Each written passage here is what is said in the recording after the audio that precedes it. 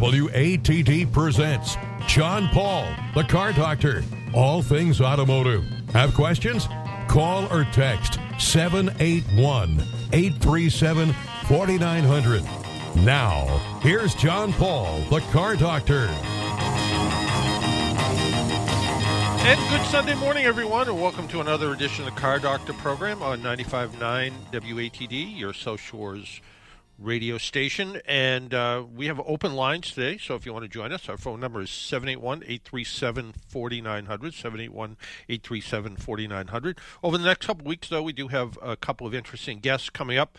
We have a influencer who does some work for Pennzoil, and she's going to be telling us some things we can do to when we're taking our cars out of storage, or some things like, your car had a rough winter, and how's it adapting to, 0 degrees 2 weeks ago and 65 degrees today.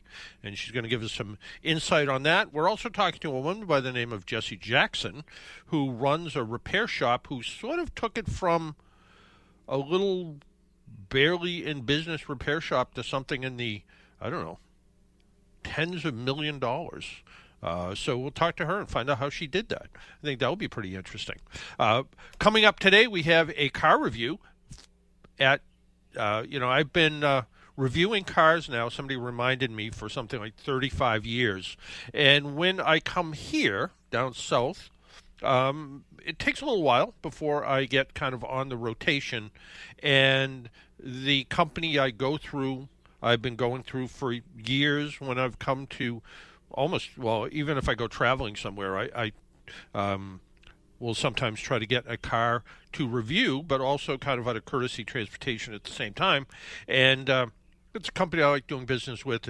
It's called Prestige. They go under the name of North American Vehicle Services, too. And they brought me a GMC Tahoe. And it is not just any not Tahoe, a GMC Yukon, my mistake. And it is not just any one, it is the Denali version of the Yukon. And let's get right into it. It is a big, bold, premium SUV. It's called the Yukon Denali SC, and it really doesn't make any excuses for its size or its price tag, frankly. We'll get into the price tag in a minute. But first impressions, it's big. It takes up a lot of room. It doesn't just, when you go into a parking space, you feel like you need to own the parking lot, not just a space you park it in, because it's big. I mean, it's not as big as a Suburban, for instance, but it's a big vehicle. And it has this look of being a big vehicle. It's got this, the signature Denali grille, which I think is been changed a little bit. I was looking at this similar vehicle that was like 10 or 12 years old. Definitely more refined, but definitely still in your face, telling you it's still a big vehicle, aggressive vehicle. The SC trim kind of leads to maybe a slightly sportier feel, but it's still a heavyweight luxury car. Under the hood, it has a 6.2-liter V8 engine, effortless power. I forget how many horsepower it is. It's a lot. So if you're merging onto the highway, towing a boat, whatever. This one also has a trailer towing package. We'll get into that in a minute. But this Yukon doesn't break a sweat. It does a good job.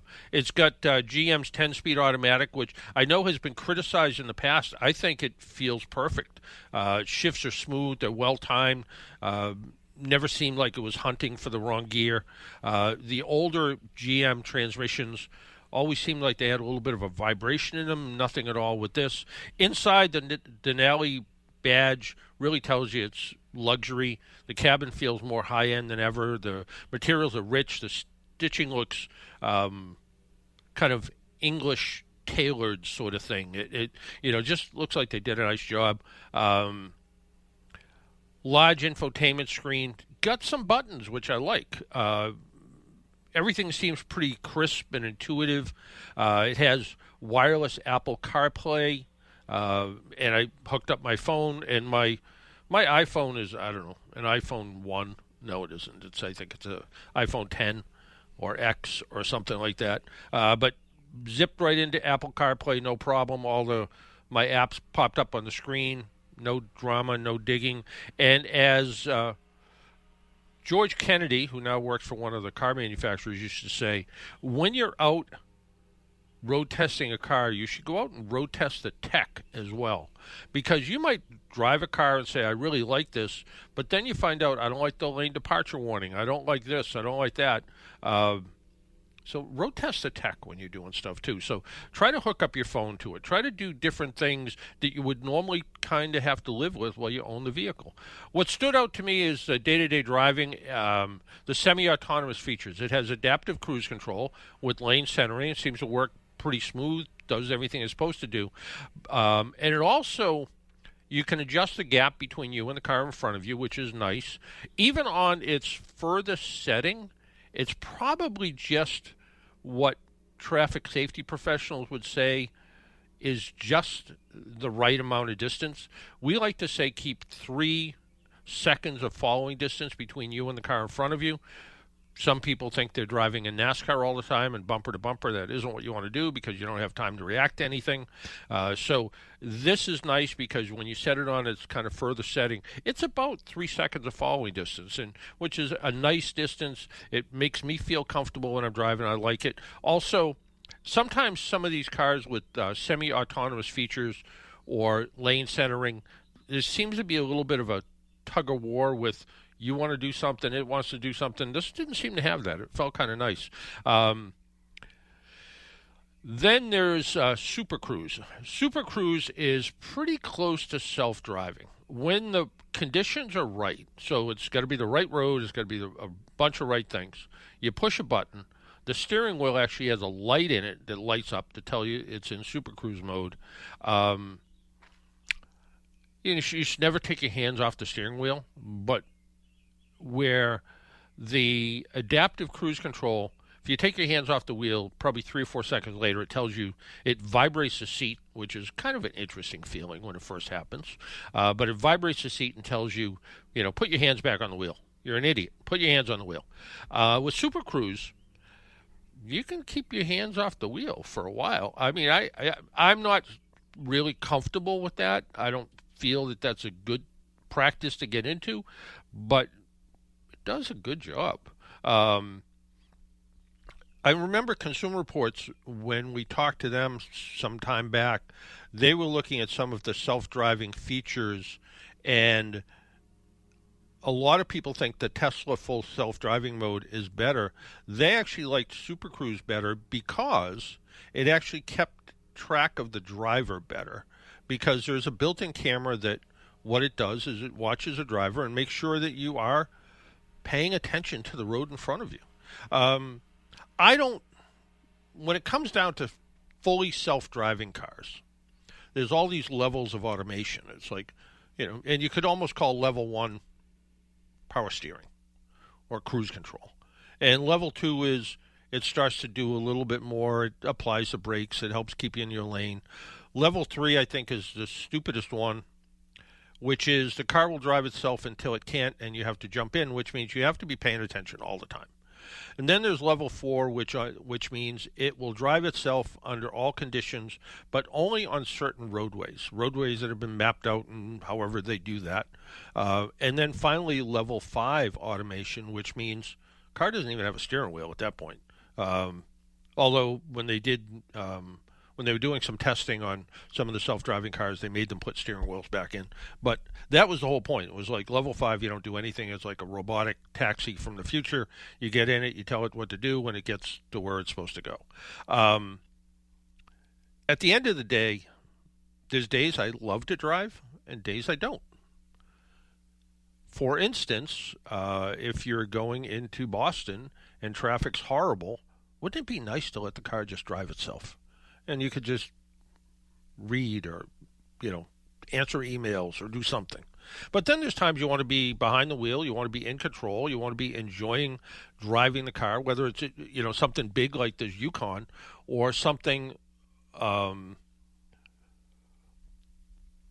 sporty like a Miata. There's times you just want to enjoy driving the car. So I have kind of a weird love-hate idea of this whole self-driving thing. Parking could easily be a stress point in something this big. It's made a little bit easier. It's got surround view cameras, so you can kind of see the front of the vehicle. I find in big vehicles like this, even though I'm 6 feet tall, I tend to move the seat up a little higher. I want to get a little bit better view over the hood. I don't like that feeling of sitting deep inside a car. I like to get as much view as possible. But the surround view camera helps. It's not perfect, but it's kind of like a little bit of a, feels more like a helper than a gimmick, I guess. Speaking of trailers, this is where I was hoping to see trailer backing assist, which I was hoping this had, because I can't back up a trailer to save my life. I do it, I guess, but I'm not good at it. And some vehicles have sort of a backing assist where you put in some calculations and you have a knob rather than the steering wheel, and rather than a whole like turn left to go right thing that you do with people tell you, oh, put your hand at the bottom of the steering wheel, and that way when you want to turn left, you actually turn left at the bottom rather than turn right at the top. Well, everybody has a way to do it. I find that the only way I'm really halfway decent at backing up a trailer is I have to turn around and look. I don't do it well in the mirrors, but if I turn around, physically turn around and look back, which is getting harder to do as I get older, by the way, I can do okay, but I wanted to try this automation thing. Unfortunately, this doesn't have it, and I thought it did because it actually has some menu items like how to back up your boat right in the display screen. So I called OnStar and said, hey, I'm driving one of your vehicles. Can you tell me, does this have it?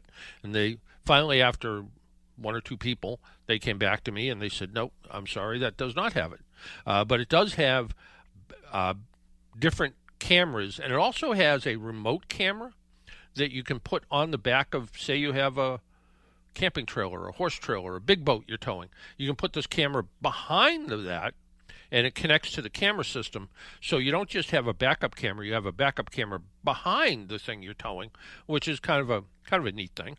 But still not able to try out that technology in this. Still, if you plan to pull anything with this, you'll appreciate how capable this SUV feels behind a heavy load. My boat's light. It doesn't weigh very much. But if you had a big, heavy boat or camping trailer or horse trailer, this thing would do it just fine. I felt that when I was just driving it, there was no strain at all. It just works good. And again, the GMC's integrated trailer cameras, even what it does, the way the cameras will display, it sort of shrinks down the trailer behind you, so you get a little bit better view. So it lets you see angles, and you get a better view of what the trailer's doing. For a body-on-frame SUV, so instead of being unibody like a lot, it's surprisingly feels comfortable on the road, composed, just does its job. It has magnetic ride control. It's an available air suspension. You're driving something big, but it doesn't feel clumsy. It feels planted to the road. I liked it a lot for that. For something this big, I liked it. Fuel economy is what you'd expect from a full-size SUV with a V8 engine. It's not good. Parking in tight urban spaces, yeah, it takes a little bit of planning. I went to a car show yesterday. I didn't take this because I know parking's always tight, and parking spaces where they have public parking, they're pretty narrow spots, so it's take my own car, it's just easier. When you get this fully optioned out, you're looking at prices that easily compete with European luxury brands. It's an expensive vehicle. It's over $100,000 in this trim. So it's an expensive vehicle. But if you want to be wrapped in comfort, like intelligent tech that actually feels useful, the 2026 Yukon Denali SC makes a strong case. It's not trying to be subtle. It's not trying to be small. It's built for people who want capability and luxury without ignoring modern driver tech. And again, if you're looking for a luxury capable full-size SUV without the stigma that goes with some nameplates, I answered email for somebody in the last week or so, and they wanted a luxury SUV, but they didn't want something that said Lincoln, or they didn't want something that said Mercedes.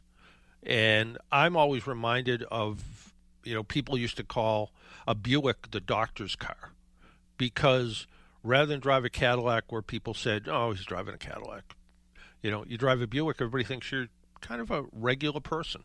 And this GMC Denali, I mean, there was a time where people used to joke that the difference between a GMC and a Chevrolet was, the GMC had lock washers and the Chevrolet didn't. Not really true, but there was a time, I think, when I went to GM school back in the, whatever it was, the 80s, early 80s, looking at the GMC version of the Suburban and the Chevrolet version of the Suburban, they were identical vehicles with the exception of like a dozen part numbers. Other than that, they were identical. Is this identical to a Chevrolet? Not quality-wise inside. It's different now. And it's different in a lot of good ways. And again, if you're looking for a high-end luxury SUV without the stigma that can be attached to, driving a Range Rover or BMW or something, and maybe the Grand Wagoneer isn't what you're looking for, take a look at this. This is a vehicle that does the job. It does it nicely. Yukon Denali. There we go. During today's program, we're also going to be giving away a DIY kit of Waxoyl.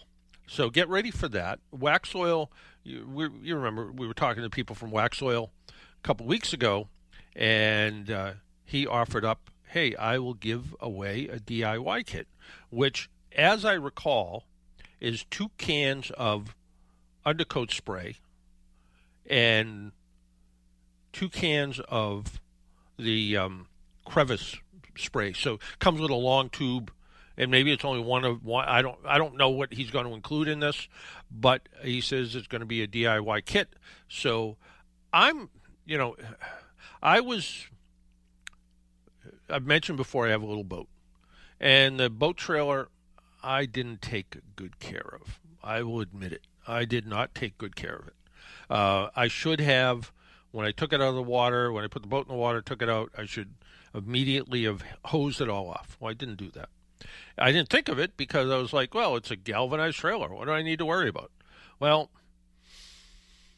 there's parts that weren't galvanized, like the hubs for the wheels, the leaf springs, the brackets that hold the bunks that the boat slides in and out of. And again, this is a little small 15-foot boat. It's not a little small boat, nothing fancy.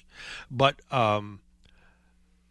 this week I put the boat back in the water and took the bunks off, and the metal brackets that hold the flat parts, so basically carpeted 2x4s, to the top of the boat trailer were really rusty. And, I wire brushed them all off the best I could. I put some rust reformer on there, that stuff that's supposed to turn rust into something, not rust, and then painted them all up, and hopefully to try to maintain it. After I had the boat for about a year, I bought a can of Waxoyl, and spray painted like the leaf springs, stuff I could see, stuff I could crawl around and spray up, and now 2 or 3 years later, where I used the Waxoyl, looks good still. Where I didn't, not so good. Like these brackets that I had to clean up. I never did those. I never really thought about those. They're kind of way up on top of the trailer. I never really thought about those. But Waxoyl is a good product. And, after we take a break, when we come back, if you have it now, please have a use for it.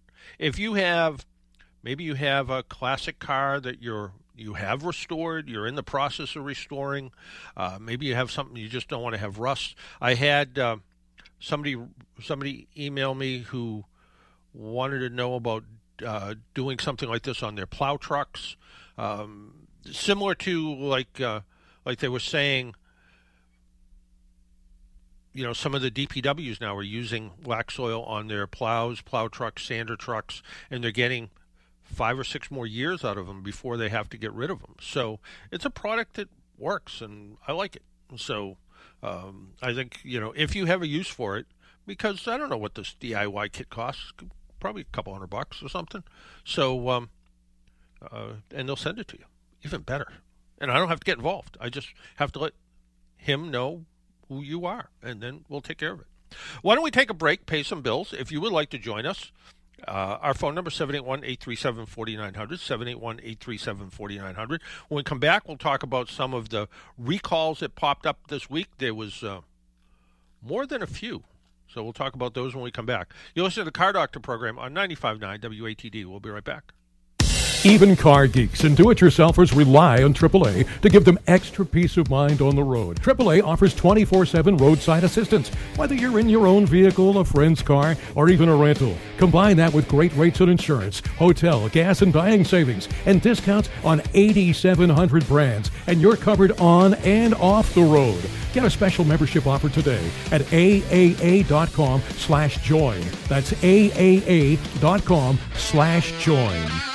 Indulge in the best of local dining. Get ready to savor the flavor during Local Eats Week. March never tasted so good. Presented by the Plymouth Area Chamber of Commerce, this delicious dining celebration runs March 6th through March 13th. For one full week, participating local restaurants, bakeries, and breweries will feature special prix-fixe menus and exclusive offers you won't find any other time of year. It's the perfect excuse for date night, a night out with friends, family dinner, or simply trying that spot you've been meaning to visit. From fresh seafood and comfort favorites to local brews and decadent desserts, there's something to satisfy every craving. And when you dine local, you're supporting the independent restaurants and small businesses that help keep our community thriving year-round. So make your reservations, bring your appetite, and discover something delicious. Local Eats Week. March never tasted so good. March 6th through the 13th. Visit localeatsweek.com for a full list of participating restaurants and details. Savor the season.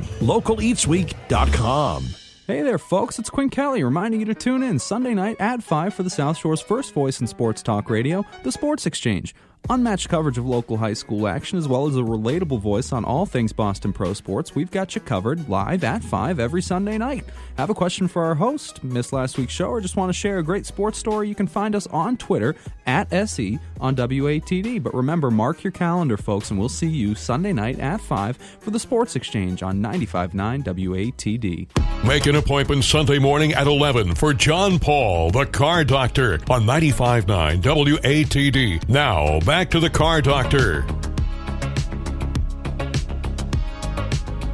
And welcome back to the Car Doctor program on 95.9 WATD. Our phone number, 781-837-4900. You're probably out enjoying the 65-degree day today. Is that true, Jesse? 65 degrees? It might be around there. Oh, wow. Well, I mean, according to my weather observation, it's going to hit a high of 59, but who knows? Who knows? Yeah. Well, that should get rid of the snow and maybe give people's heat a little bit of a break. So good to know. Ford is recalling 2021 to 2026 Broncos and 2021 to 2024 Edge vehicles equipped with the mid-high Sync 4 entertainment system. Seems weird to, you see things like, entertainment system getting recalled, but the accessory protocol interface module, sometimes called the APIM, may experience temporary thermal shutdown for up to 5 minutes if it reaches a temperature of 105 degrees centigrade. That's really hot. When this occurs, a rearview camera will not display while the vehicle is in reverse, reducing rearward visibility, increasing the risk of a crash. It's kind of weird that something like a rearview camera causes a National Highway Traffic Safety Administration recall when you have mirrors. So it's not like,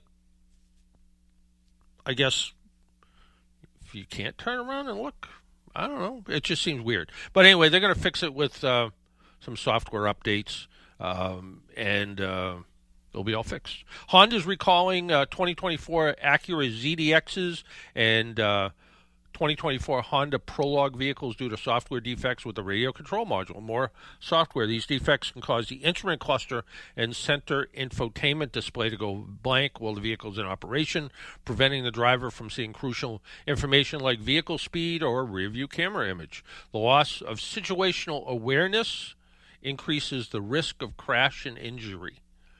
Huh? So because you don't know what's going on, I guess. Anyway, there's a new software update. It's free of charge. Like all NHTSA recalls, by the way, they're all free of charge. If you happen to own a BMW 1000 motorcycle, there is a turn signal reset button that can unintentionally be activated at the same time as a turn signal. The result can be inoperative turn signals which fail to comply with federal motor vehicle safety standards. They'll fix it. They'll put a new switch in. And Toyota is recalling probably their longest named vehicle, the Corolla, that's equipped with headlight assemblies that may be missing the required optical axis markings on the lens. The absence of these markings can lead to improper headlight aiming during service, which could increase glare for oncoming drivers and reduce forward visibility for the driver. Either condition may increase the risk of a crash. Dealers will replace both the left and right headlamp assemblies free of charge. So if you just recently bought a 2026 Toyota Corolla and said, these headlights are terrible. They might be terrible because it's missing the thing that allows them to be aimed properly. Volvo's recalling 2025 EX30s due to a production process deviation that may result in the lithium plating growth within the high voltage battery cells. The growth could lead to an internal short, resulting in potential battery overheating, smoke, or they actually called it a fire, not a thermal event.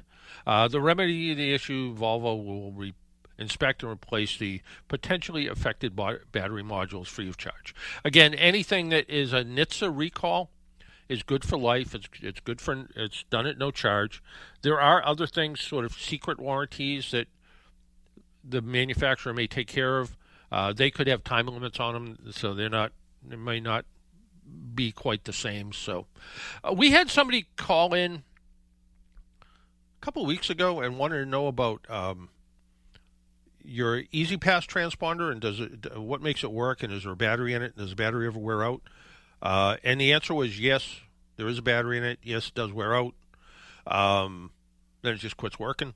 But Massachusetts now is going to go to a RFID tag decal, so you won't have a transponder anymore. Your transponder will still work if you have one, but I guess this is part of a cost savings. I guess the transponder costs like $10 to make. The decals cost like 50 cents. So the only issue is, for instance, I take my transponder and put it in my car. Then I put it in my wife's car. Then I put it back in my car. So I guess you have to get two decals. And if you're somebody who changes cars a lot, something to think about. But yes, those transponders that we know and love are going to go away and be replaced with a sticker. There is a new brake fluid. Just when you think there can't be anything new in brake fluid, there's a new brake fluid, and brake fluid is referred to as .3 or .4 or .5, .5.1. Now there's a .4 LV, so it's a low viscosity brake fluid, so it's thinner than regular brake fluid, which is pretty thin as it is, but it's in some European cars, and mostly what it's designed to do is from what I have read about it, it allows the ABS brake system to work quicker. So valves and everything move inside of it works quicker because of the lower viscosity fluid. You wouldn't think that after all these years of brake fluid they'd have to come up with a different fluid, but in fact they come up with a different fluid. So there you go. So if you're adding brake fluid, if you're flushing brake fluid, if you're doing what I do, suck out a little bit of brake fluid and add new brake fluid during each oil change, which eventually changes the fluid. If you're testing your fluid with an electronic tester or a dip strip, some people think the strips work better. Some people think the electronic one works better. The electronic one, all it really does is measure moisture in the fluid, which is a problem. You don't want moisture in your brake fluid. The strips are like the same kind of thing you would use to test a swimming pool, for instance. But what it also measures is copper content. Copper's bad, so it can do that along with moisture. They both work. I think the important part is, and we've found out through testing that it is a good idea to change brake fluid every 3 to 5 years. Not every manufacturer recommends it, but we saw brake fluid degrade after that time. So again, I cheat rather than replacing the brake fluid if I'm not doing a brake job, for instance. I take a turkey baster, not the one that we use for the turkey, but another one, and suck out some brake fluid, add new brake fluid, and when you step on the brakes, you can see fluid circulate around in the master cylinder. So what you're doing is you're not replacing all the brake fluid at once, but eventually you're doing it a little bit at a time. Something like you would do when you did a transmission fluid change and the transmission holds 10 quarts and you only put 4.5 in. Well, you're only changing part of it because the rest of it's in the torque converter. But you are putting, you are changing fluid a little bit at a time. And there are people who think that leaving a little bit of dirty fluid in a transmission is a good idea because as the transmission starts to wear, the friction material on the plates inside the transmission will add to the shift quality. So when you put all fresh fluid in, take out all the contaminants, then you can run into a problem where all of a sudden it seems to shift not the same as it did before. So some people believe, and I kind of go along with it, that leaving a little bit of older fluid, not contaminated fluid, but leaving a little bit of older fluid in there is not such a terrible idea. I don't like flushing a transmission. I've seen where flushing a transmission on a car that has transmission problems have actually cured the problem because it flushes out the junk in the valves and it actually can have some benefit. But the idea of flushing out stuff that maybe is a little bit varnishy and the varnish then gets stuck in places where it shouldn't, I'd rather go with the manufacturer's idea of do a drain and refill, maybe a filter change depending on the vehicle, that type of thing. So, Jesse, how do you want to give away this Waxoyl kit? It's up to you. It's all you. Could do like a fight competition. Last person alive wins. That could work, but how's that work on radio? Oh, that's a good point. All right, we have to scrap that idea. Third caller? Want to do like the 10th caller? 10th caller sounds like fun. All right.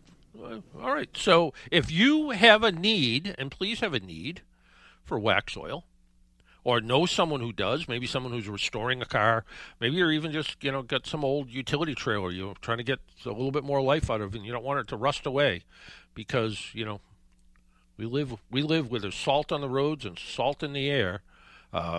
Give us a call at 781-837-4900, and the 10th caller will receive a kind of DIY kit of Waxoyl. 781-837-4900. That's all you have to do, and we will talk to the folks at Waxoyl, and they will send it out to you, and I don't have to do anything, which makes it all that much nicer for me.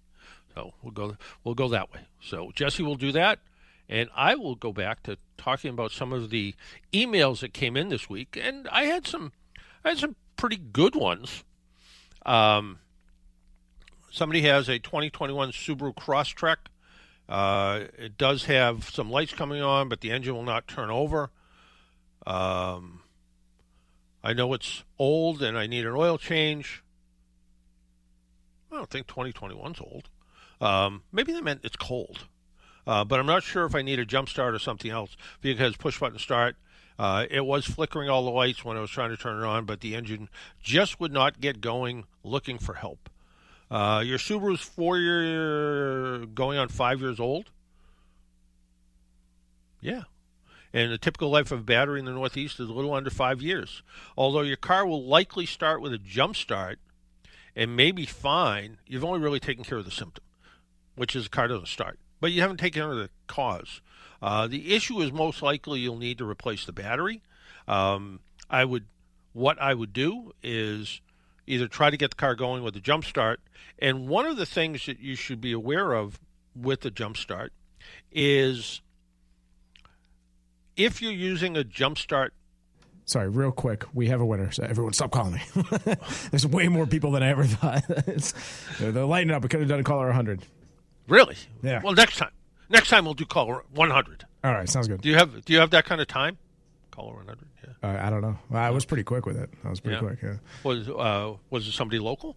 I don't know. I haven't even had a chance to talk to him because you just went 1, 2, 3, 4, 5, 6, 7, 8, 9, 10? Well, I still got him on hold. I haven't had a chance to talk to the winner because I'm batting the other ones away like flies. You know. Hey, well, you do that, and I'll go back to this. How's All right, that? sounds good. All right. Okay. So again, batteries and jump start boxes, the lithium-ion jump start boxes. I have one in every car, and on the little boat because the boat only has one battery. And if I'm sitting in the boat and all of a sudden the battery decides it's going to give up the ghost, I want to know I can get back. But you have to be a little bit careful because you need to make sure that you use the appropriate places to jumpstart the car. If you can get to the battery, perfect. That's what you want to do. You want to hook up the cables to the battery and push the switch and it energizes it, makes it work. Different than jumper cables that are hot as soon as you put them on. The jumpstart boxes aren't. But what you don't want to do is attach it and we've seen this on some Toyota and Lexus vehicles. The battery's buried in the back and people just go under the hood to the jumpstart posts. But on some of these vehicles, the jumpstart post is in the fuse box area, so that's where the positive one is. And the negative one is way on the other side of the engine compartment. So you can't, the jumpstart boxes, the small ones, you can't reach that. So you're like, oh, here's a good piece of metal right here. Look, it's got to be good because the anti-lock brake module is connected to it. And then you hook up to that, and it fries up the anti-lock brake module. So only use the jumpstart boxes where you can get to either the jumpstart post directly or you can get to the battery directly. You'll be fine. But don't grab just any ground-looking thing. You could run into some serious problems. So don't do that. So, and again, with this battery, at AAA, for instance, we use Clore, C-L-O-R-E, I think, jumpstart boxes, which actually have little batteries, little lithium, not lithium batteries, little lead-acid batteries in them. And they may not be as powerful as some of these little compact ones, but what they are is they have longer cables, so you can actually jumpstart from one side of the engine compartment to the other, so they work. So there you go. I feel kind of bad for this guy. I have an older Mazda, and for the past 3 months, I've had no heat. 3 months? Well, warm weather's here. It's coming, so it's all fixed. He says he's changed the thermostat twice, and the heater control was replaced. I've been told perhaps the heater motor control is an issue. I have not done that yet, but is that the solution that I should use, or do you have another idea? Well, if the engine's getting hot, which I assume it is, and the heater hoses are hot entering and leaving the heater, then the blend door is most likely the issue. So in other words, you start up the car, you let it get up temperature, you look at the temperature gauge, yep, it's where it should be. You turn the heater on, you grab one of the heater hoses with your hand, and you go, ooh, it's hot. And then you grab the other heater hose with your hand, and you go, ooh, it's hot. Well, that means hot water is running through the heater core, and there should be heat coming out of the vents. If there's no heat coming out of the vents, inside there's a blend door thing that mixes warm and cold air together and adjusts the temperature. And when it's completely shut, as for instance when the air conditioner is on, the heater core is still helping cool the engine, but you're not getting heat inside the car. So probably that. With a good scan tool, a professional scan tool, you should be able to select the heat and then command the blend door to open and close. It also will generate a code. Could be a wiring problem. I remember looking at a Jeep that had the blend door didn't work, and you looked under there and you could see where mice chewed on the wiring. So you need to look at that kind of stuff. And, of course, carefully inspect all the fuses as well as the wiring and connectors for any damage. Wow,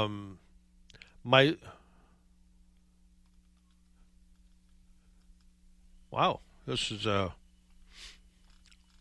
something I was just talking about, the Jumpstart packs. I just got a message in that said, don't you recommend those? Yes, I do. I think they're fine. I think they're safe, but use them as directed. This came from a column question, and it says, I've just read your column about remote start subscriptions.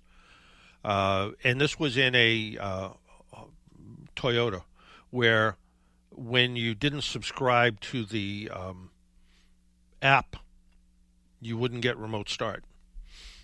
And in that case, if the car was like 2015 or newer, there was sort of a bypass. You hit the lock button twice and then hold it a third time on the remote, and that would get the car to start, and it would work without paying for it. And the person wants to know, is there such a sequence with a Mazda?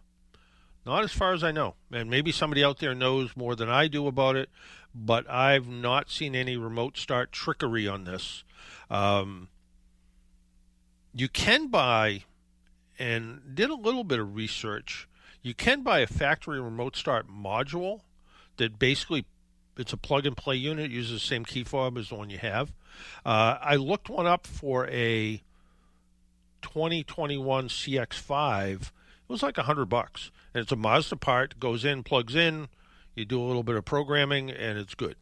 The other option is you go to a auto stereo store, like Auto Toys in Randolph, for instance. We used to go there a lot with the other station, and you could just say, hey, look, can you put in an aftermarket remote start? Maybe either I can keep my key fob and I'll have a little tiny key fob that I carry around with me when I want to start the car, or I can do a whole aftermarket thing or an app or whatever, however it is, however much money you want to spend. So you could do that. If you got to pay $10 a month for a subscription for a remote start, if you're going to keep the car 3 years, I don't know, $360. Do you just go and spend $350 for a remote start system? Do you try to do it for $100 with this module and have somebody put it in for you? There's the options. The other thing is subscribe to the app in the winter and then cancel it in the summertime. It's nice to remote start your car, I guess, on a really hot day, but how often do you really need to do that? If you have a remote start, maybe you just like doing it in the really cold weather so you don't have to run out in the cold, but just do it when you need it, and then cancel the subscription. My 2019 Hyundai Tucson just turned 30,000 miles of trouble-free driving. They say, well, that's good because, a lot of Hyundais weren't so trouble-free. The dealer wants to charge me nearly $800, and the person says, ouch, for the 30,000-mile service, including cleaning the throttle body, replacing the antifreeze, brake fluid, differential fluid, etc. My independent shop, who only employs ASE-certified technicians and cares for my old Jeep, said the dealer is overcharging me. He said the only thing I need to do is an oil change, a tire rotation, and replace the air filter and an inspection of hoses. Well, when I looked up what is required at 30,000 miles, I kind of agree with your independent shop. Probably using the same guide I am.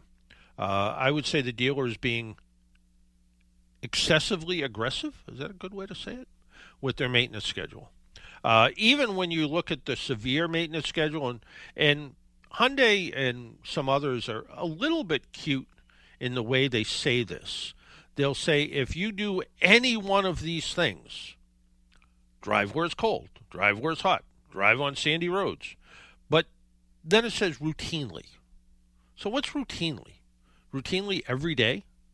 Is it 2 times a month? Is it 10 times a month? So they're like, well, if you routinely drive in temperatures below 30 degrees, you should change your oil every 3,500 miles. If you don't, you can wait till 7,500 miles. But what's routinely? That's where it gets a little bit vague. And maybe the dealer is going by the severe schedule, but even that doesn't really have that much on it. So I would do just what your independent shop says to do. Change the oil, rotate the tires if it needs it, replace the air filter if it's dirty, replace the cabin filter if it's dirty. You don't automatically replace those filters if they're clean. You don't know. Maybe you already did it once. It's a 7-year-old vehicle now. So maybe you replace the cabin filter once or twice or more in that time frame. So if it's dirty, replace it. If it isn't, take it out, shake it off, put it back in. Same thing with the air filter. Is the cabin filter. The one thing I would do, because Hyundai is weird, is I would try to, if you have your independent shop doing this, I would use only a Hyundai oil filter. And other than that, keep all your receipts, keep a record of maintenance, and probably change the brake fluid. Get that done, get it out of the way. Why don't we go to Bob in Hyannis before we take a break? Bob? Yeah, hello, good morning. Thank you for taking this. I've been listening to you on and off for the last hour, and I will take my 1967 Dodge Polara two-door with a 383 with a two-barrel carburetor over anything that's going on today. Well, it's funny. Yesterday I saw a 64 Polara with the factory big block engine with twin 4-barrel carburetors on it, which I've only seen 2 of those once in my life. So, yeah, wow. But for simplicity, absolutely. Reliability. Yep. Just the whole thing. Safety, maybe not as much. Well, it boils down to be a good driver. Yeah, all of this is nothing but a substitution for people to, play with their cell phones more. It's taken the place of a good driver that, my driver's ed teacher back in the mid-70s said, you have to have an extremely big picture awareness. Yep. No tunnel vision. Yep. And that's what it boils down to. You only have one thing to do when you only have one thing to do when you're behind the wheel of your car, and that's just drive. It isn't be a good host. It isn't play with your phone. Your one job is just to drive. I agree with you. Right. And all the stuff they put on cars now, driving, talking on a cell phone is minor compared to all the stuff that attracts your attention just to make the car go. Right. And keep up, keep up on things. Yeah. And we're already starting to see that, all these cars, the average price of a new car today is $50,000. Oh, and we're already starting to see the public going, it's just too expensive. I mean, I'm not going to pay $50,000 for my next car. That's crazy. In the 70s, you could get a house for that. I did. Yeah. I did in Abington, and I lived there for 40-some-odd years. So you're right. Good for you. I love it. I love the story. All right, Bob. You stay put for a while, like the old school immigrants. Only just recently did I do like dumb things, but yeah, exactly. So, all right, Bob. Thanks for the call, and keep listening. All right, okay, take care. You have a good one, huh? All right, you too. Bye-bye. Our phone number, 781-837-4900. Let's take a quick break, and when we come back, we'll talk to Ken from Topsfield. Ken, stay right there. We'll be with you in just a minute. You're listening to the Car Doctor program on 95.9 WATD. We'll be right back. Even car geeks and do-it-yourselfers rely on AAA to give them extra peace of mind on the road. AAA offers 24/7 roadside assistance, whether you're in your own vehicle, a friend's car, or even a rental. Combine that with great rates on insurance, hotel, gas, and dining savings, and discounts on 8,700 brands, and you're covered on and off the road. Get a special membership offer today at AAA.com/join. That's AAA.com/join. Hello, Chris Bethany of Bethany Builders here. Are you considering an upcoming home improvement project? A home addition, that new garage with bonus room, or an in-law suite for your parents? If so, then let's go. From design to job completion, Bethany Builders has got you covered. Our goal is to keep your project moving forward, on time, and on budget. Bethany Builders provides free estimates. We are fully licensed, registered, and insured. Call Bethany Builders today at 781-898-8018. Find us on the web at bethanybuilders.com and on Facebook. Abigail Adams once famously said, "Remember the ladies," and that's what we'll do this Sunday evening at 8 o'clock here at WATD. I'm Joan Orr, and I'll be featuring fabulous females this Sunday between 8 and 9 here at 95.9 WATD. Make an appointment Sunday morning at 11 for John Paul, the Car Doctor, on 95.9 WATD. Now, back to the Car Doctor.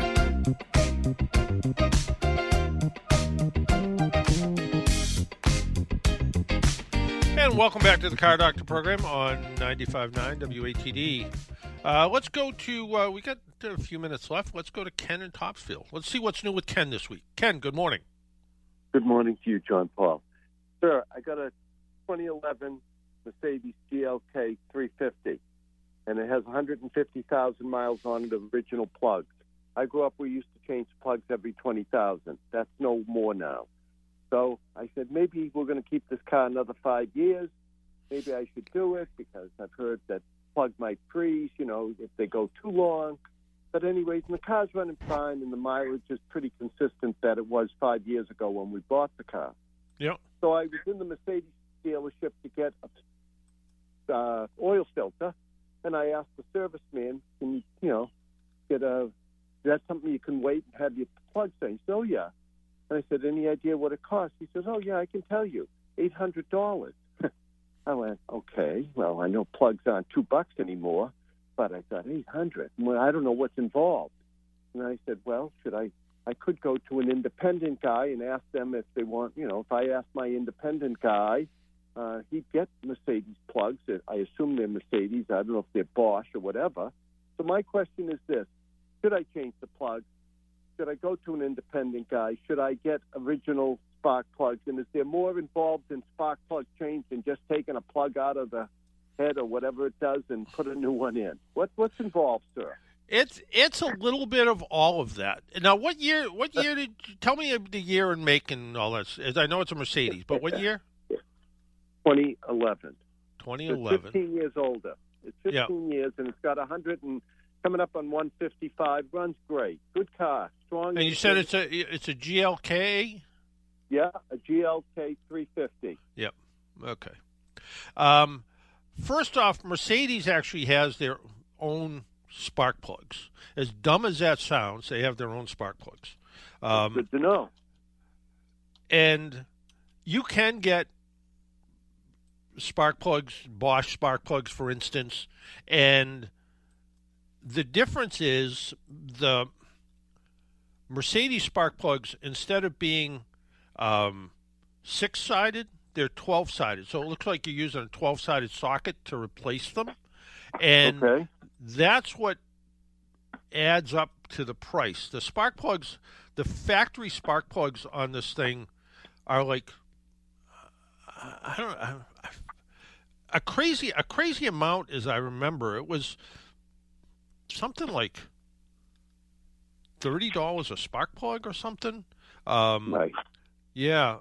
Labor-wise, it's not a whole lot of labor to replace the spark plugs. It's a couple hours.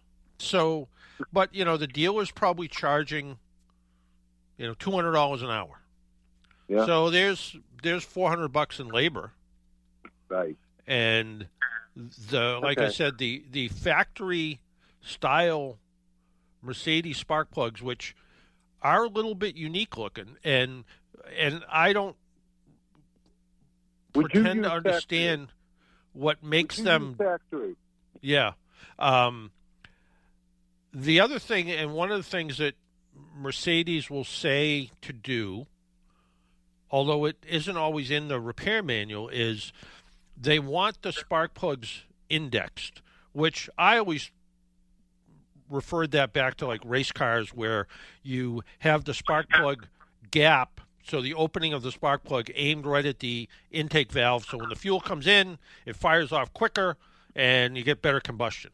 Well, Mercedes wants that with their spark plugs too.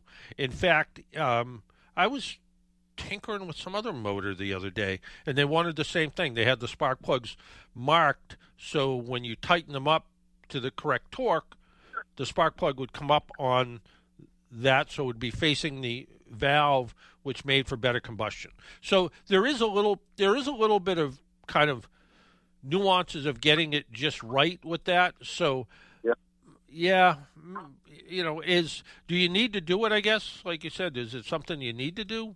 It's not at 15 years old, and if you're going to keep it another bunch of years, probably makes sense to do it. Yeah, I don't know how much I would save now with an independent. I didn't know was there more than just plugs. But I understand about the particular thing, and I would get Mercedes plugs even if I went to my independent man. But I don't know how much I would save, and I'm not necessarily looking. I was just a little caught. Yeah, maybe you might save. Maybe at the end of the day, you save $100. Well, that's probably about it. Hey Ken, we got to get going. That Jesse Wilkins original music means it's time for us to go. Have a great week. Thank you. You as well. Until next week, make sure you wear your seatbelt, drive safely, and be good to your car. And if you do see an emergency vehicle by the side of the road, slow down or move over. It saves lives. Talk to you all next week. Bye-bye.